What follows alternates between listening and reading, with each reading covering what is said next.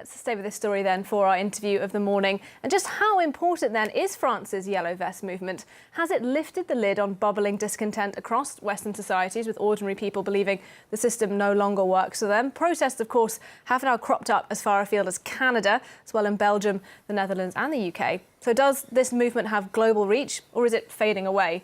Here in Paris, officials say only 2,000 people turned out to the streets on Saturday, compared with 8,000 the week before. Well, to discuss it all then, we're joined here by Agnès Poirier, a journalist based between London and Paris. Good morning to you. Thanks very much for joining us. First of all, let me just ask you that then. With those numbers, less and less people coming out in the streets, is this a movement that's dying? No, I don't think so. I think we'll hear from the Yellow Vest in the next few weeks or months. It's probably the end of a cycle, the end of a phase. And hopefully it's the end of a violent phase. You know, we've got the winter, we've got the looming Christmas celebrations. Also, 5 Saturdays in a row, people are a bit tired, perhaps, even the Yellow Vest with all their energy. And also, you know, it's a protest like unlike any other we've had in recent years or even decades, in the sense that it's not organized, it's leaderless, and we now see emerging different fringes, different, you know, and I think it's going to split. And you might get, you know, you have the angry Yellow Vest, I think they're calling themselves, and then you have the free Yellow Vest. And so basically in the end, it's probably down to who is ready to organize itself and go and meet the French government and start negotiating, for instance, and those who just want to protest and wreak havoc, perhaps in the centre of Paris, and refuse to actually engage in any talks whatsoever. Yeah, that clearly has been one of the problems, hasn't it? Because they don't have a formal leadership. Now, let me ask you, how seriously do you take the ideas that we just heard in that report of this kind of citizens' referendum? Do you think that could be a good way to try and to breach that frustration between the people in the streets and the government? Well, if you look at the demands, I mean, it's interesting because in the last 5 weeks or so, we've looked at their demands vented on the internet. And God, it's such a various and diverse set of demands. So the latest one, the ability for citizens to approve or remove laws or politicians. We know this. I mean, we haven't done this in France, but it might work at a very local, you know, level in a village. But very often, this referendum are not about the question that is asked. I mean, we could talk about Brexit, which is an exercise in referendum.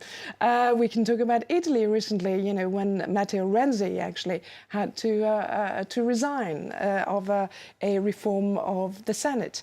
So, you know, very often we all regret having pressed the button referendum either at a national or regional level. And it's also, it reeks of, you know, for me, it's quite demagogic and quite anti-democratic as well. But if you look at, I mean, they've got so many different demands, really. There's a majority of them that want to bring back the death penalty, for instance.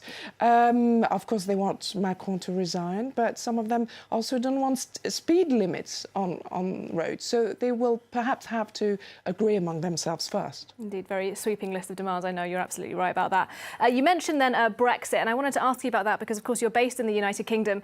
And I have heard it being argued that some of the sentiments that we're seeing here in France, this kind of anti-establishment feeling, is similar to the frustrations that motivated the Brexit vote. Do you agree that there's a similar kind of discontent in France and in the UK? Well, it's easy to see a connection. It's also easy to see a connection with Trump voters or even with Italian voters, because, you know, a lot of people in France think, OK, well, in 5 years' time, we'll have the Liga, the French Liga, the National Front, or the Rassemblement National, Marine Le Pen's party, and with the radical left, perhaps La France Insoumise with Jean-Luc Mélenchon. And, you know, that's possible.